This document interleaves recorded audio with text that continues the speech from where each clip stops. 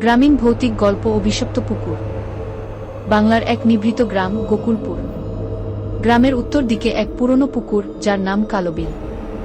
দিনের বেলায় সেটি নিরীহ এক জলাশয় মনে হলেও রাতের আধারে তার রূপ বদলে যেত।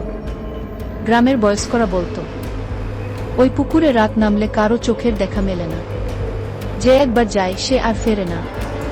কিন্তু গ্রামের যুবক রাহুল কুসংস্কারে বিশ্বাস করত না।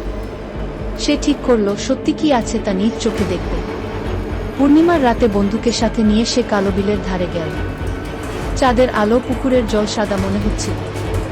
হঠাৎ সেই নিস্তব্ধতায় ভেসে এল কার যেন কান্নার শব্দ।